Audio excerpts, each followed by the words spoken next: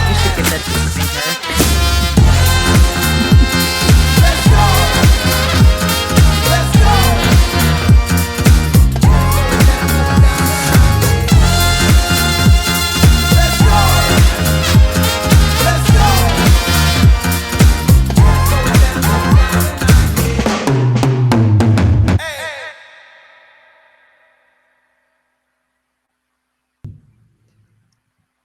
Welcome in. We're here. It is April 3rd, and we're ready for another episode. I have to give a disclaimer right off the bat here. My home is under construction as we speak, so you will hear lots of thumping noises. You could hear some people speaking in the background, but just how it is in the world, we must continue on with the podcast. Money, we got to keep it real. I should have worn my fluorescent orange vest and a little hard hat. I Like, should have worn really a helmet keep it too. real authentic today. So that will stop us. We have an amazing guest with us. I'm so excited. Mandy, though, I have to shout you out. You're there. You're based in San Diego. San Diego State is playing in the national championship game for the men's college basketball Yes. title tonight. How are you Tonight. doing? Are you nervous? How's the city? The city is alive and, we don't really have any teams here anymore. So if we have any team, if we have a little league baseball team, we're going to root anybody that goes to the finals. But it's exciting. This is the first time San Diego State in its college history has ever gone past the Sweet 16. So yeah, the city's exciting right now. And I'm definitely going to watch. I watched on Saturday. I watched tonight. I love a good final championship of anything. So it's going to happen. Go Aztecs.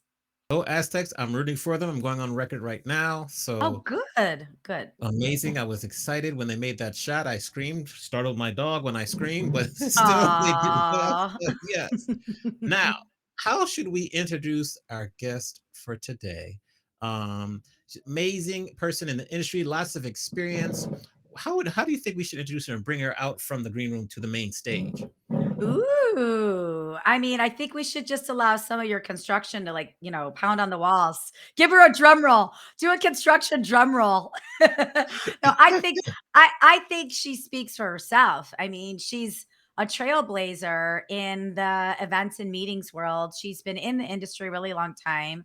She has a lot of experience and she just recently founded her own company, which, I think we're both excited to chat about. So I just think we bring her out. Okay, Katie Bohr, come to the virtual stage. We're going to give you some applause here. Hopefully, you Come can hear to the the applause. Yes, stage. yes. Yeah, Well, Amani, if only you could control the construction to give them like the drum roll and stuff. yes, I know, it's crazy. It's ridiculous. So, um, welcome to the show.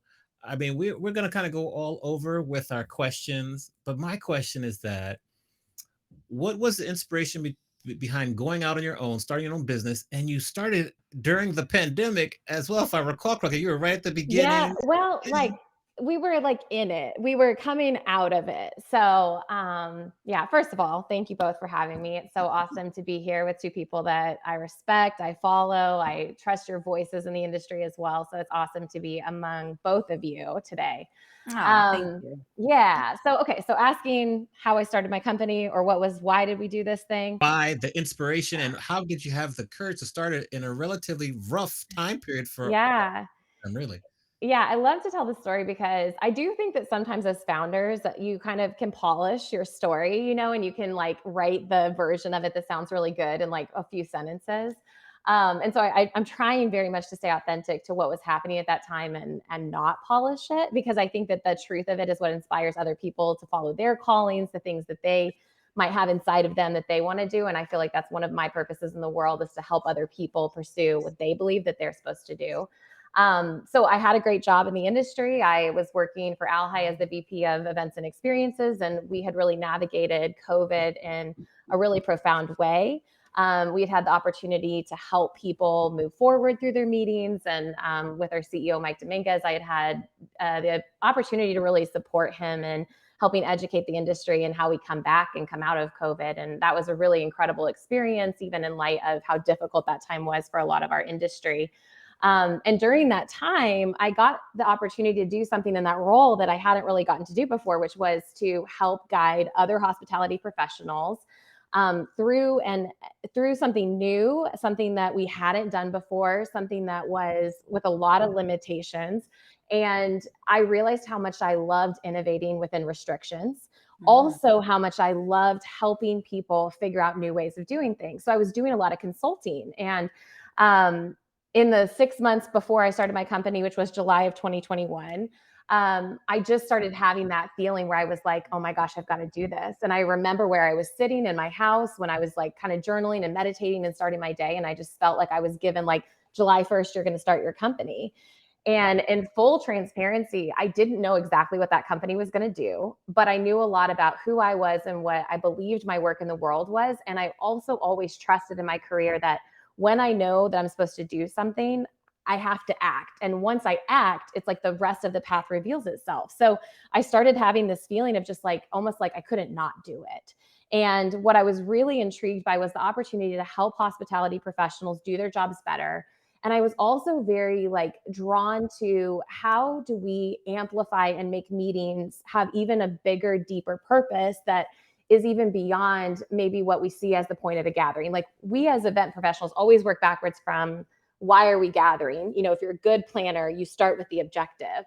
But what if we were to expand and put more purpose and more impact into our gatherings? Could we actually even deeper, like change people's lives through those events? And I wanted to work with companies that wanted to do that through their gatherings. And so, yeah, very high level. It was like, I just knew I had to go and pursue this thing. And now it's been almost 2 years, Mm. which is crazy to say, but had a really supportive CEO. When I went and resigned, there was no reason that I was leaving. And so when I resigned, I gave a good bit of notice. And I remember him saying, I always knew that you were going to do this. I just didn't think it would be this soon.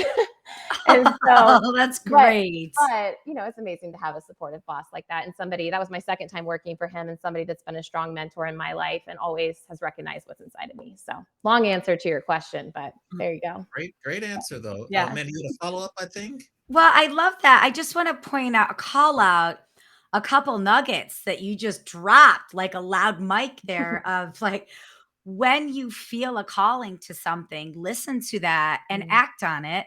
It doesn't always necessarily involve like 18 million meetings and a business plan. Like Yeah. you just when you get that intuitive moment, just listen to it and act on it. I think that is really powerful that you did that. Thank goodness you did, because now we have you in a different part of our industry. Yeah. But my question is, your company's name is Onwardly. So was that the first name? How many Oh, iterations of it? How did that come to be? yeah, gosh, it was definitely not the first name, but I do feel like I was given it. But what I've always known about, well, a few different, it's twofold. It's something about me, which is I have always been able to move through anything that's happened in my life. I've had a lot of life lived in the short amount of time I've been on this earth, and I've had challenges that I've been able to overcome, and I've always been able to move forward. And that's something that I feel like is a superpower for me. And so that was one of the things. And the other thing was really nodding to the fact that when we gather, when we bring people together, that is what changes the world. And that's what moves causes forward, messages forward, people forward, callings forward. And so I know that events and gatherings are what allow us to move mission forward. And so it's a made up word. It's in one of the dictionaries I found, but it's really a combination of this onward feeling of like, you can never get around what you have to go through, is a line from a song I love. And you just have to go through it. You have to keep moving. And if the pandemic taught us anything, I think we're not supposed to say that word anymore, but if that time taught us anything, it is that you just keep putting one foot in front of the other. And so even in starting my business, it's very reflective of how I've built my business, has been just each next right step, you know? Okay, so the DJ and me heard song and heard a lyric. What song was it? What was the lyric, if you It's can remember? Griffin House. It's Griffin House, and it's a little bit of like an indie singer-songwriter from Nashville, and he says, "You can never get around what you gotta go through." So, I'll send it to you, Amani. I'll Send have it to to find the us. name of the I'm song. writing Yeah. Griffin down right now, and I'm going to put Yeah. the lyric. What exactly? what are the services that you offer for your company? What do you do? And then how is your professional speaking built into your business? Yeah, so I have two arms of my company. One is sort of the professional speaking, coaching, training side of my business, which is really where I'm spending a lot of time developing in this next few years. And then the other side is the experiential full service event planning. I'm also doing, in that side, I do a lot of event strategy consulting, creative consulting, helping people that plan events think differently. I kind of nodded to that idea of like, how do we innovate within restriction, but how do we also just do things and try new things? I have a real love and kind of excitement around when we try something we've never done before. And we have a lot that's established in this industry that works very well.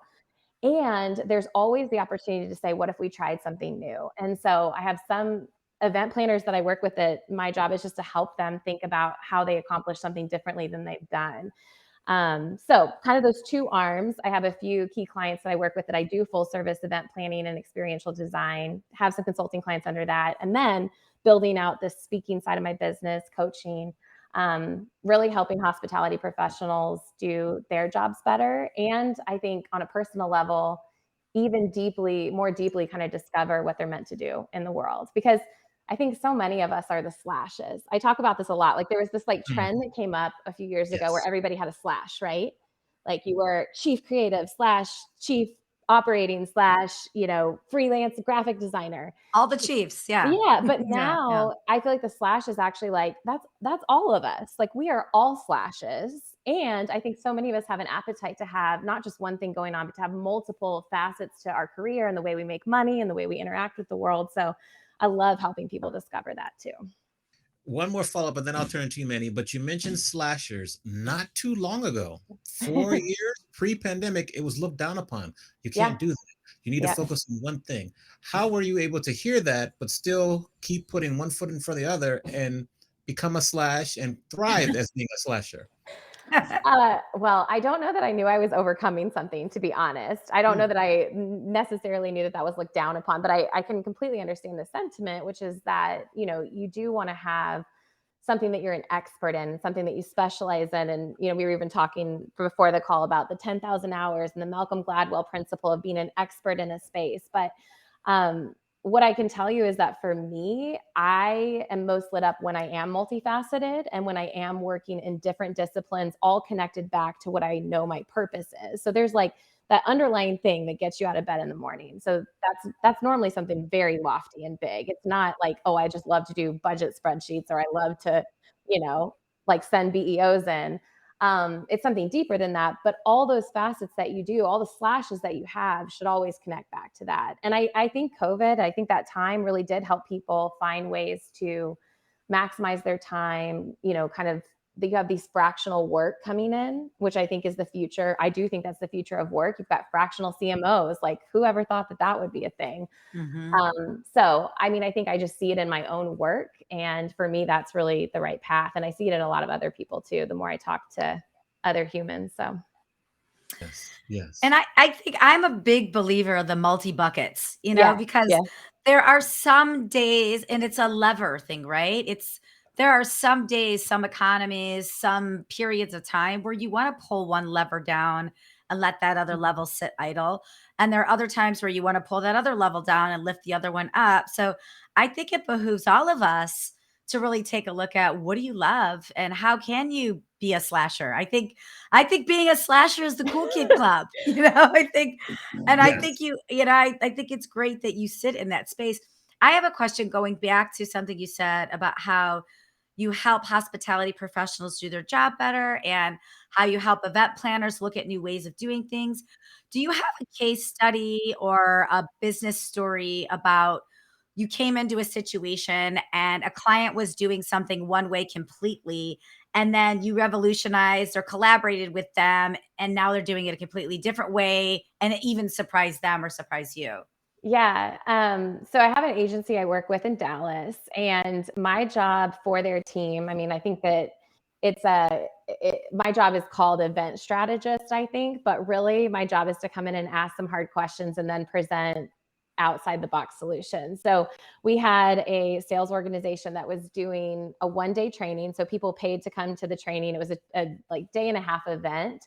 But they had like 7 hours and they had to give them CEUs. There was requirements for how long they sit in that room, which is, I think, content is one of the biggest areas that we have challenges in, because you have to deliver the information. A lot of times that's why your company is paid for that person to attend. The messages have to get communicated. But sitting in one general session room for 7 hours, I mean, none of us have ever said that's our favorite thing to do, right? Boo. Right. Yeah. So, yeah. So we had to do a lot of deconstructing. And a lot of times, like, I like to talk about taking it down to the studs, because sometimes we get really caught up in, like, we've always started with this 20-minute keynote from the CEO, and then we do a panel, and then we do a da da da, and then this and this and this. And then we try to, like, we use that framework, and then we try to, like, insert creative. But if you were to take it down, go all the way back to why people are there, what are we trying to do in that time? And that's what me and the content person from the sales organization worked together on. So we worked backwards from that. The couple of solves that we came up with, and this is like, these are easy things to apply if you're thinking about your event, but we thought about how we could be more kid-like in our education. Awesome. So one of the things that we did was and this is actually a cost saver too for my decor people, but we ended up doing butcher paper at all the tables as the linen. And then we actually had an artist come in and they drew things to interact with, and they did themes on the actual tables. Like, just like you go to an Italian restaurant and you have crayons Mhm. there, like that is something that people can interact with. It's really cheap, really fun. But we also had things that people would answer questions for. They had different boxes that they could answer in during the sessions. And then the MC, that was the other thing we added, was an MC. And I like to call an MC, like, that's your chief knowledge person. That person is in charge of the attendees and making sure that they're understanding and they're listening and they're getting the point. Like, I'm so pro MC if you're actually trying to, like, have people walk away with things, because they're the chief learner. They're there to make sure that they're learning, because if they're not learning it, then your people aren't learning it. So that MC would walk around and they would be able to call out from the tables, like, hey, here's something that people came up with, without having to do the whole Q&A thing. Some of the other things we did was really turning it on its head for panels versus discussions. And so we came up with this red and blue envelope game, where instead of doing a panel where we had the red and blue envelope on stage where they were interacting, we made them go have the conversation with each other. So one Mm. side of the room was red envelopes, they were under their chairs, and one was blue. They had to cross and find each other. And then they actually did the interaction in the scenario that we would have done as a panel. And we would have had experts display it, but we made them try to do it first. And then we had the MC go around and, like, actually interact with them about, like, hey, what was this like? So one person had a problem to solve and one person had the solution, but then they had blanks they had to fill in, which got people moving. Like, that's the other thing when you're in general sessions, right? And so I think there's just a lot of things that none of these are like revolutionary ideas. Yeah. It's just the willingness to be like, could we try to do this? And you know what? Some of it didn't work. Mhm. Like we had some issues with, like, we didn't get the right people on the right side of the room. And so there's Mhm. things you're always going to do that you're going to realize, oh, we should have done that differently. But it's just the willingness to kind of almost play, and almost be like, let's try this. And I think people appreciate the effort to try something different, rather than sitting in 7 hours of just, like, directly sage on stage, like, just at them. So Totally. That power of play is everything. yeah, it totally As is. Yeah. MC, it was just music to my ears to hear you talk about the importance of an MC. I love it. Please, everyone out there, get an MC. And of course, I am one, but there's tons of brilliant ones Yes. out there. Get them. I also want to go back to when you kind of got your start in the industry at Gaylord Hotels, and that was only like 12 or 13 years ago. And you've made like I'll say like a rapid ascension to what you're doing now. What has been the key for you to go from brand to brand and continue to excel in your job? I love that they're already clapping for me. Your construction crew is They already are. excited about what It's I'm a going to slow say. it's a Like, Yeah, slow no clap. It's clap. a slow staple clap. But I'm um, putting it on mute so you don't hear too no, much. no, So no. I love it. I love it, Amani. I feel like that's just real life. I love it. Mhm. Well, I thank you for that question. And I do feel like when I reflect on my career, it is kind of crazy how much has happened in between starting. I was a conference coordinator at Teal Code, and I mean, I was an entry level position, and that's how I built. That's where I started. So when I think about what came next, So your question was, how did I do that? Yes, or what was the secret, or Like basically, like what was the key? Because I'm asking you the this because I key? have The many, key. many college graduates who are Yeah. about to graduate in like a month and a half who are going to come in and do the same thing that you started Yeah. doing, a coordinator position, Yes. whether it be in hospitality, music, film, TV. And for me to share your story with them that in less than 10 to 12 years, you could be running Yep. your own business and be successful, like that would give them immense inspiration. So I'm just trying to Sure. figure out the key. Well, and like this new upcoming generation is so hungry for it, right? Okay, so here's the things I think that are key. I joined organizations. I joined MPI. My company didn't pay for it. I paid for it. I got a student scholarship. I immediately started connecting with other professionals. I was hungry and worked my tail off in my jobs. Every job I've had, I delivered 150%. And I took every opportunity to learn and really tried to learn beyond just what the scope of my job was. So when I was a coordinator, our job interacted with every department. So I would stay late and shadow the 3,000 person dinner so I could watch what that looked like from the catering kitchen, even if I wasn't working. I spent time finding mentors within that company that really helped me understand their like the next role. I was always asking them questions to understand the bigger picture. I think something that can happen to us in the industry, we know how much is available to us, but sometimes we get so focused on the role we're doing, we don't learn the big picture of how all of those different dominoes connect, right? And Yeah. so Yes. that is one of the hugest things, is to like try to expand your vision beyond the role and understand how it connects to all these other pieces.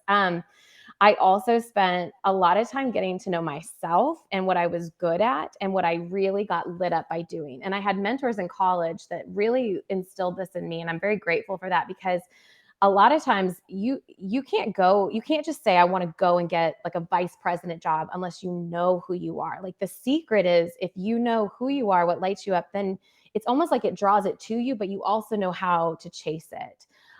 Because you know, like, okay, I'm not awesome at super like desk work. Like I have to have something mobile where I'm moving. You have to know those things about yourself, because otherwise you'll end up in positions that you don't thrive in, and then you can't advance, right? And then I think the other thing is I said yes to unexpected opportunities. So one of the things that's very unique about my life and career is that I've never had to pursue and apply for my next job. It's always presented itself as an Mhm. opportunity where somebody said, "Hey, would you ever consider?" And I think that almost every single time I was terrified, and I was like, I don't know if I could do this, but I know I can figure it out. And so there was that overcoming of like saying yes because somebody else sees that in you. And so I think the willingness to say yes, to be brave, to do things even before you necessarily feel like you're ready, I think that's the other thing that's allowed me to keep saying yes to that next thing. So yeah, I mean, it's like networking, it's like thriving. You can't go anywhere if you're not thriving in the job you're in, though. And I think Mhm. we sometimes underestimate that. You got to be the best of the Yeah. best in the job you're doing. Mhm. So it's not always about that next thing. You got to be where you are and bloom where you're planted. So Dropping gems, Manny, dropping I gems. know, I know, I know so many gems. Bloom where you planted. That's the second interview in 2 weeks or 3 weeks that somebody said, "Bloom where you're planted." Did you notice that? That's yeah. that's a signal for all of us. I Yes. have a question about purpose-driven events. So, Mhm.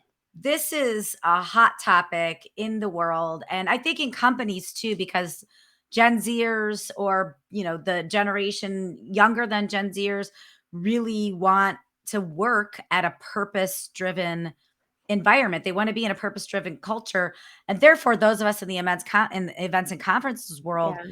have to start or continue creating purpose driven events. So can you just define that for us and Yeah. share how that shows up in your business for your customers? Yeah.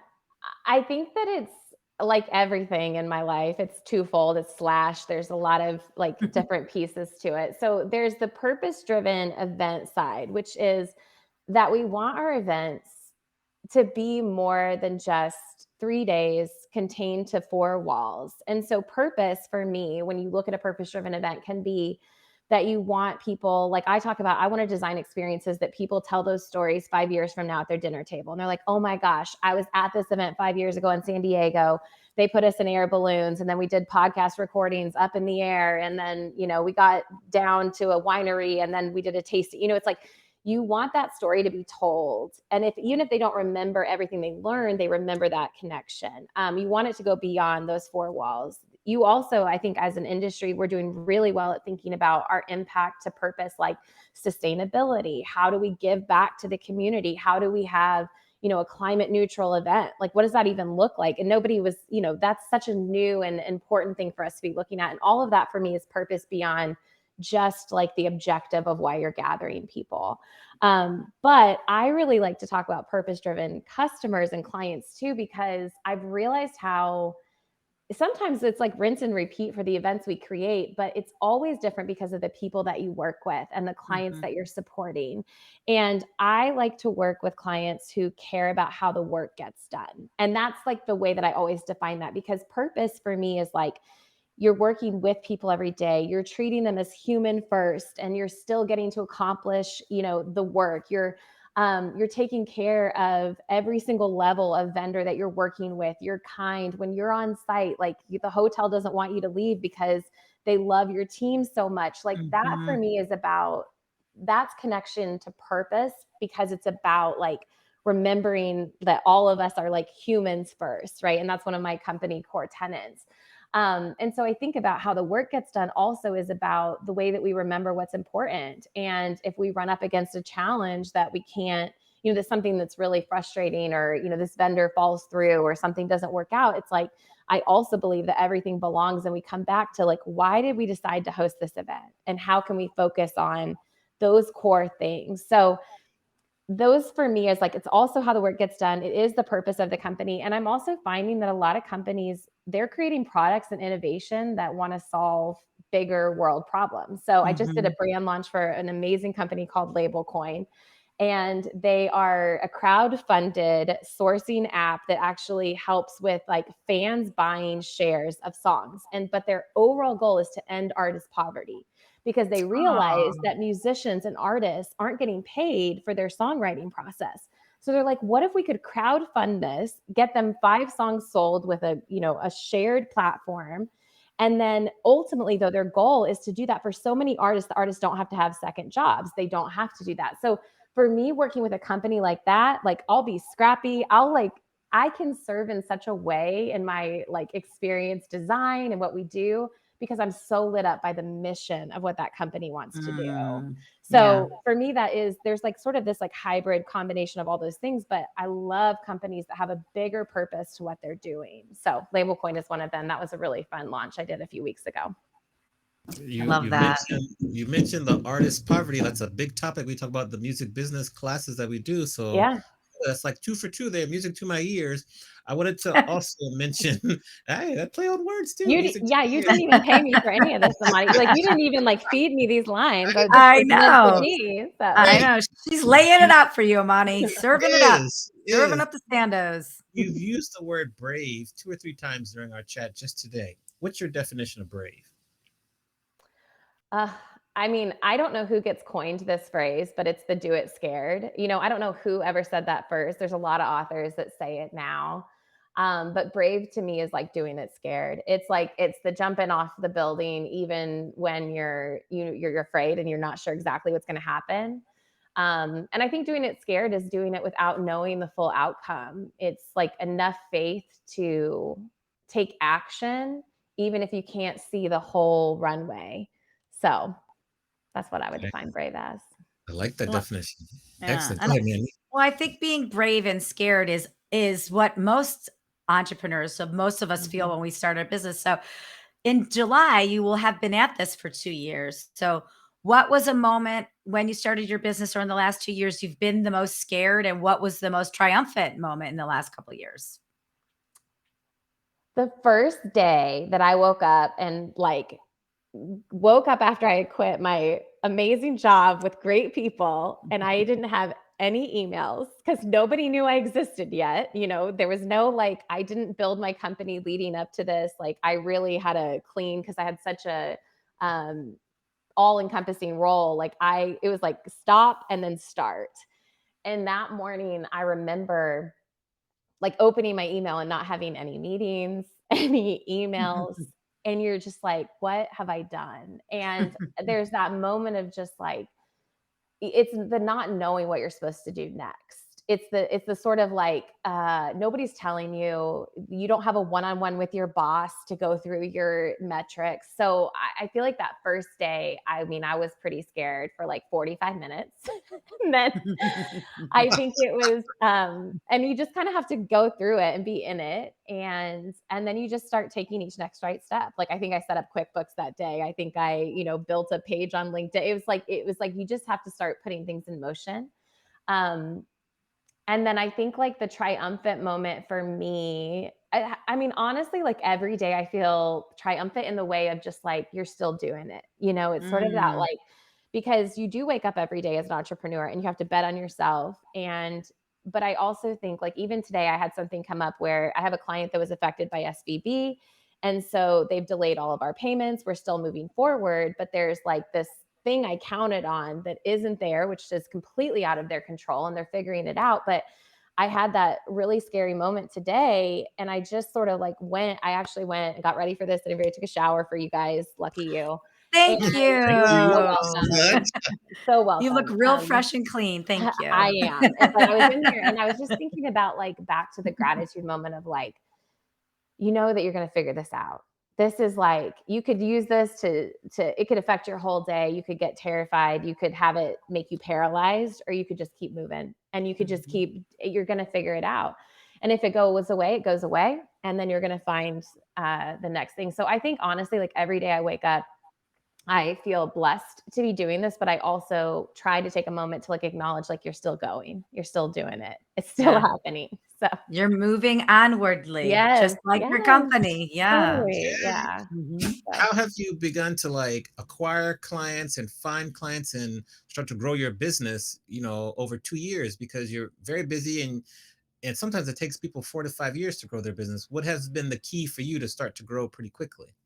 Uh, well, the biggest thing I'll tell you is that the same way that I built my career, I've built my business, and I have actually had 100% referrals. I've done no external sales so far. I'm about to, because I'm starting to build some like new avenues of my business. But what that means to me, and what I think I've done, and what I did do in that first month, is I reached out to people in the industry to share what I was doing.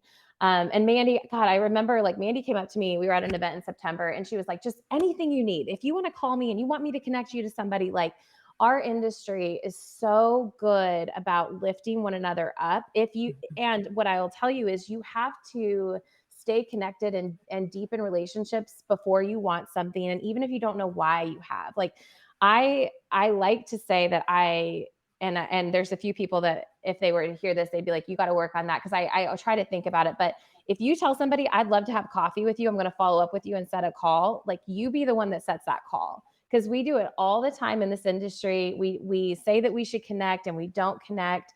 And that's something that I have always tried to prioritize. It's always a work in progress, but to say like, when you tell somebody, I want to have lunch with you be the one to follow up, even if they said it to you, because Yes. that's how you deepen relationships. And you could get real caught up in being like, oh, they didn't follow up, I'm always the one following up. But I'd rather be the follow upper that has this big network of really true authentic relationships.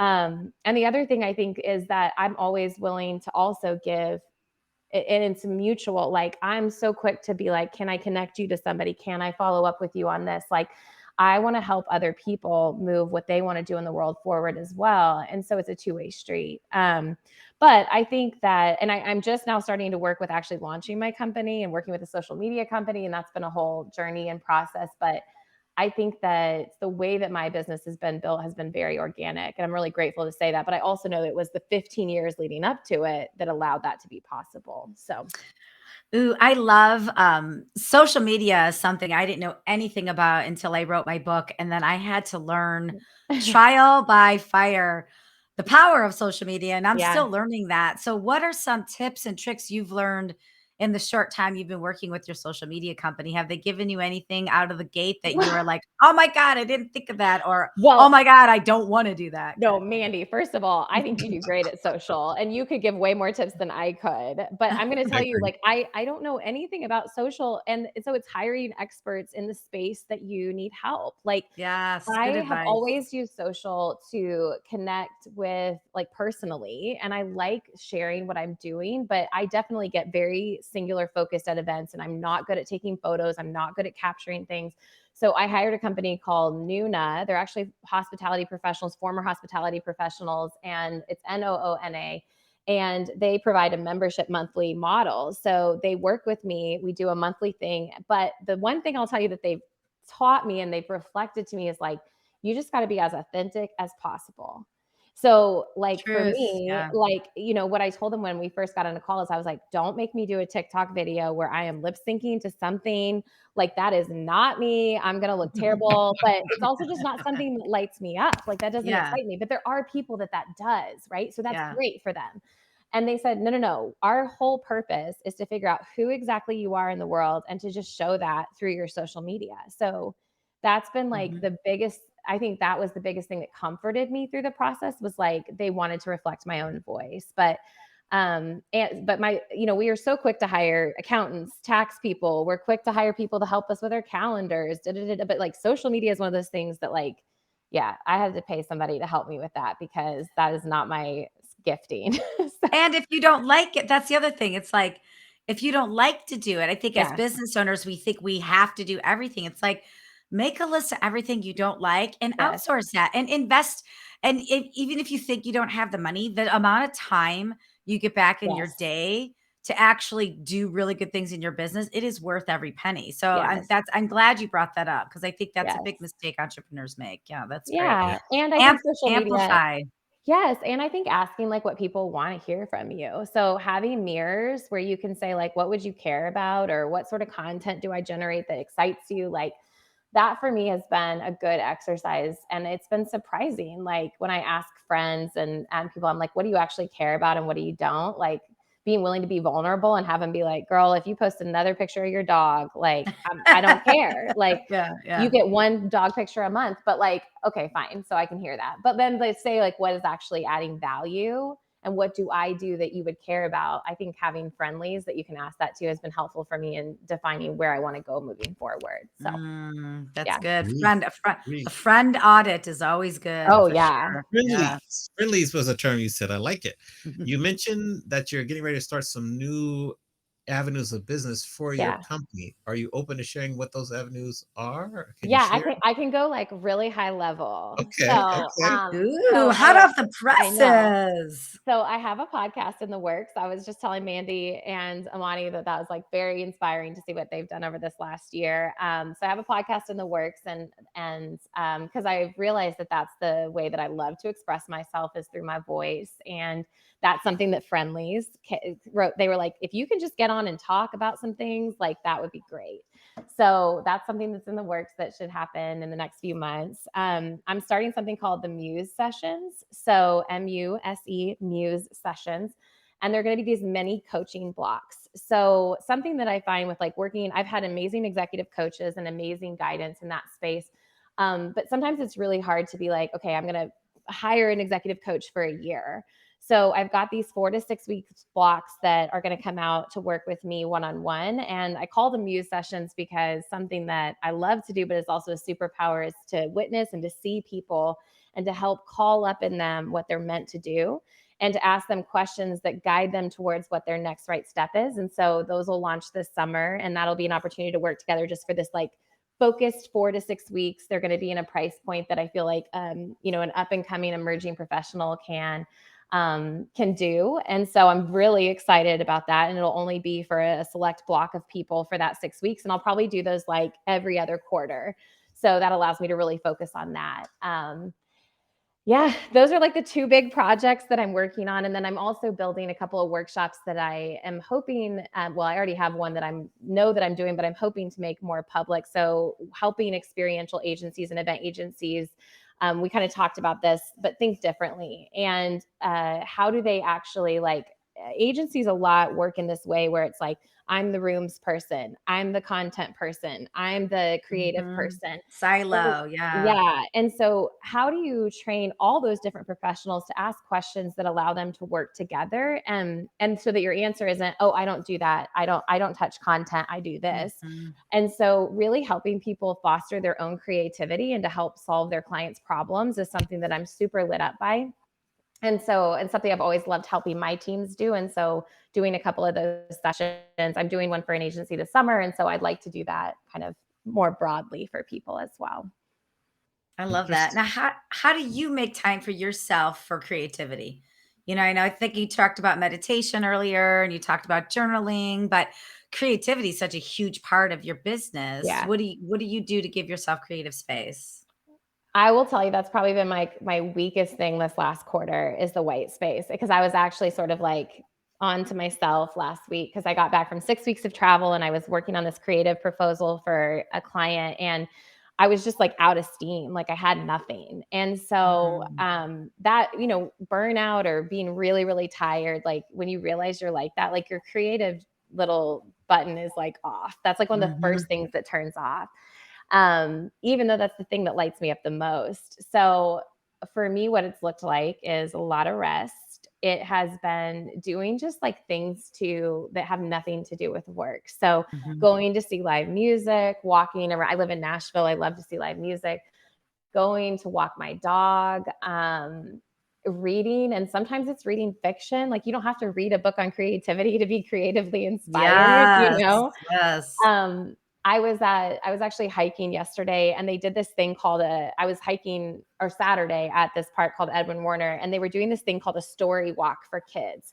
And so it was this little path, and every like little bit they had a picture of the storybook, and it said, and so the kids would have to follow the map, and the storybook had something they could interact with like around what they saw. And I was like, this is event design. Like this is an Mhm. experiential moment.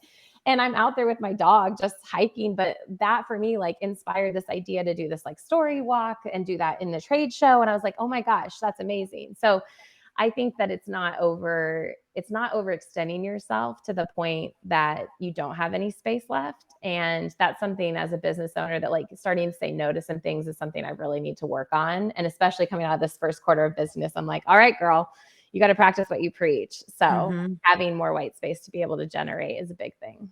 I You, love you that. mentioned books. Benny knows where I'm going with the books. As you see behind me, I love to read. I have many, many books on my shelf.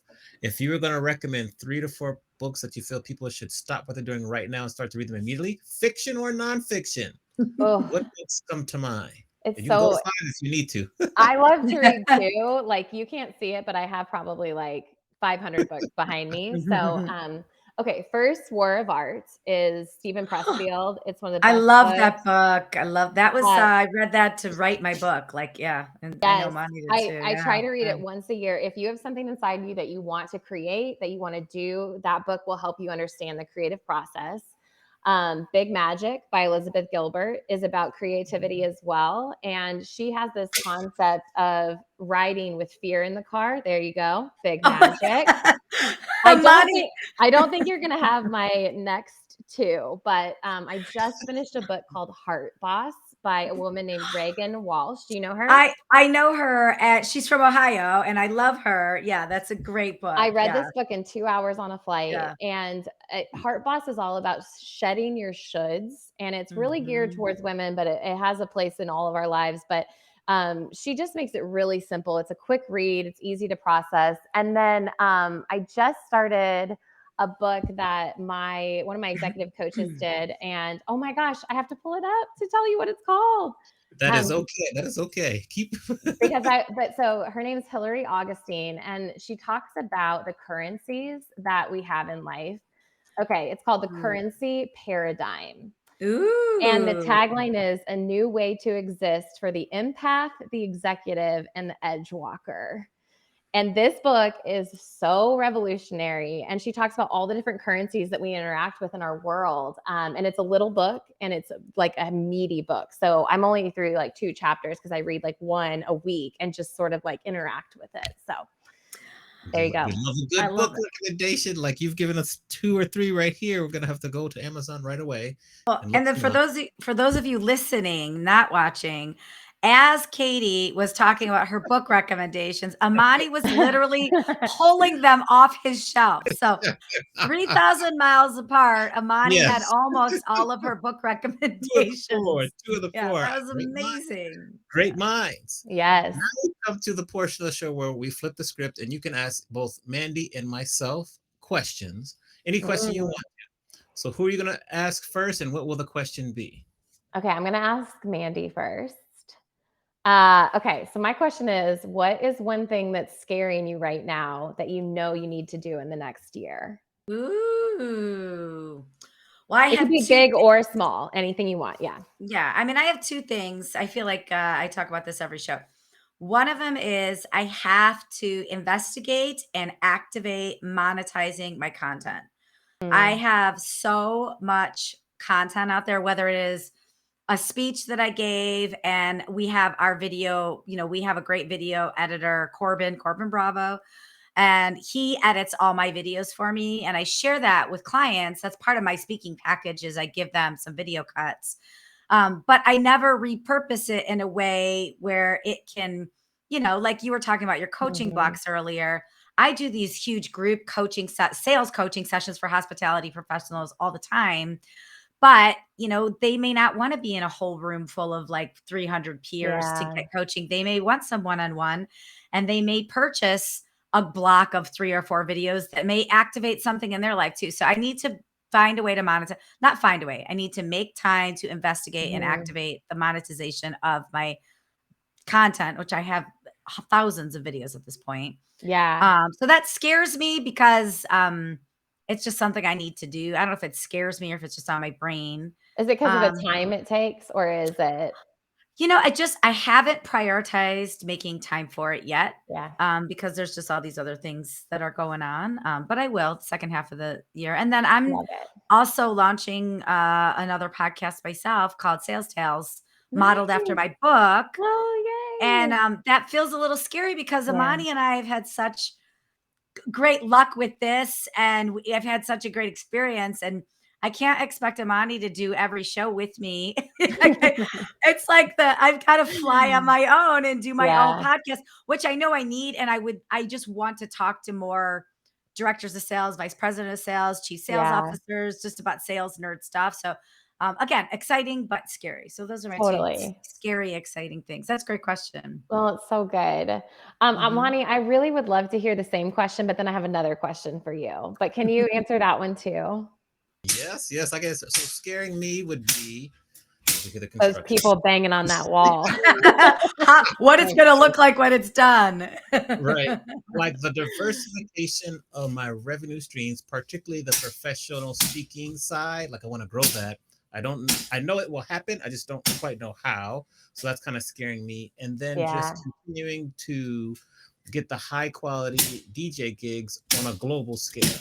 Like Mm, local is fine, but on a global scale, going across the country or the world to DJ, like that's kind of, I wouldn't say it scares me, but that's kind of what I'm looking to grow. And that's kind of what has me a little nervous. I think that's the quick answer to that question. yeah, Yeah. well, it's expansion and it's the how, right? Like the things that scare us, I feel like so many times it's about like we don't know exactly how, whether it's finding the right amount of time or who's the person or what's the process that needs to go into place. And so, and it's always the like starting without the full plan. Like for me, it's like, yeah, it's the cooking the cookies without the full recipe, you know?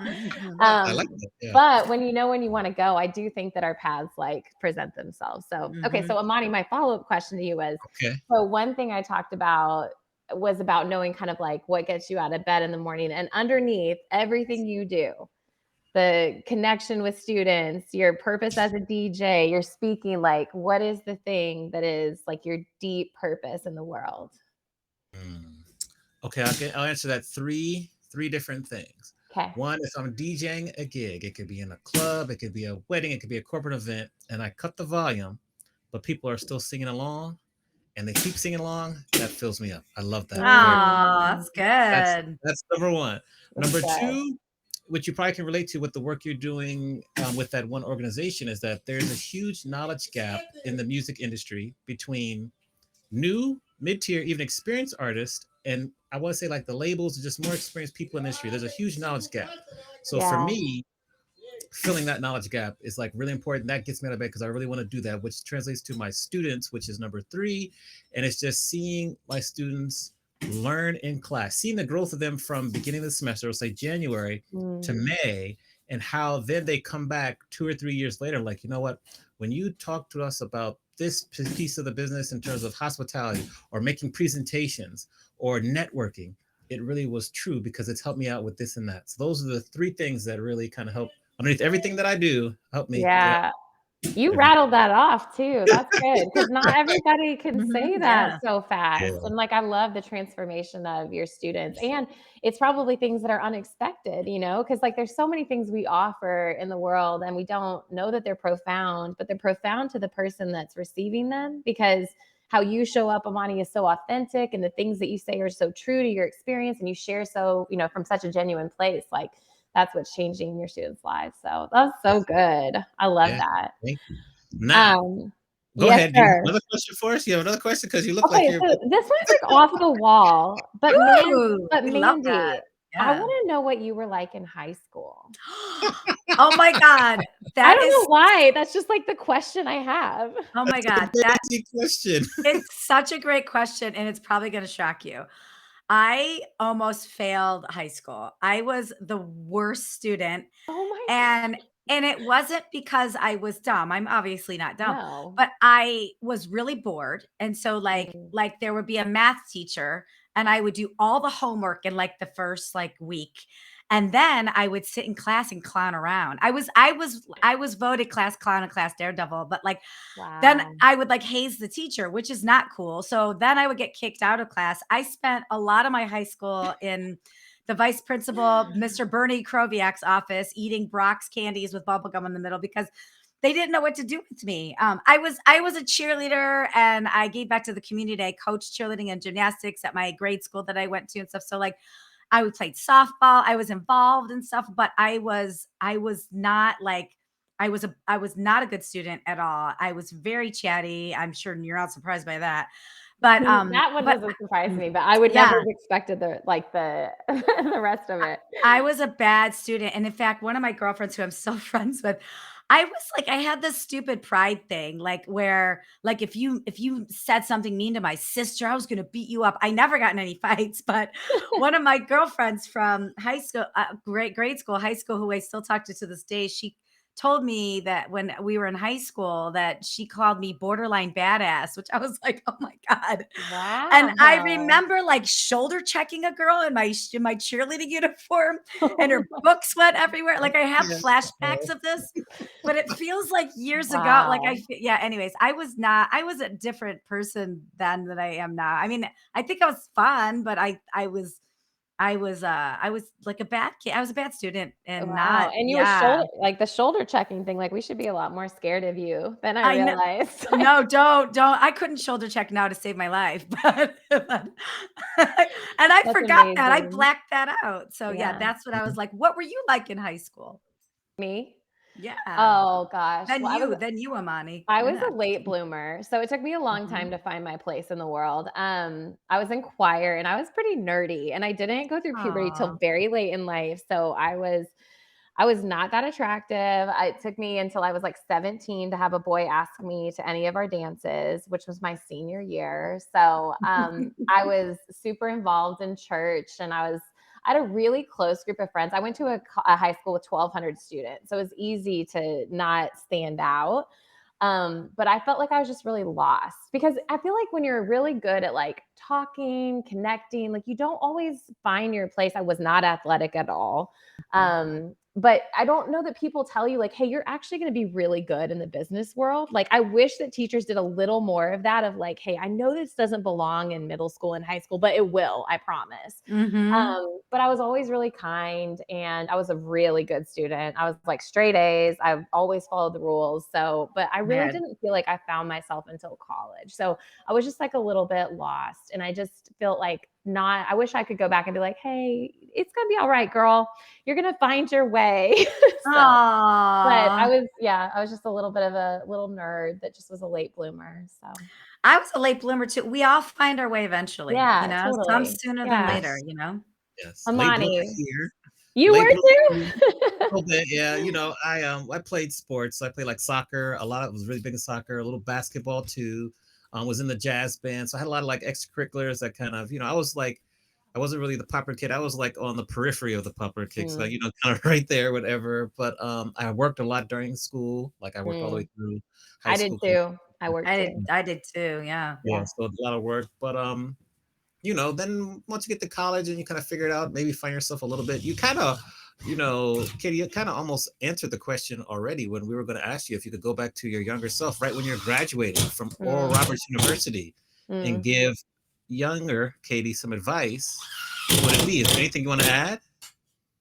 Well, but after I got through college, I've gotten to know who I was a little more. But I think I would just like I wish I could trust myself faster. Like the process of knowing that my inner voice was correct, even if it conflicted with, because I grew up just following the rules and thinking that everybody else knew better than me. Hmm. And if I could have more quickly gotten me, trust that like what your instinct is, what your gut is saying is right, because I learned that the hard way. A lot of times when it conflicted with a leader or somebody that I respected, I didn't trust myself. I trust them. And there's this fine balance, especially when you're young, about listening to wise counsel, but knowing that deep down, like you know the right thing.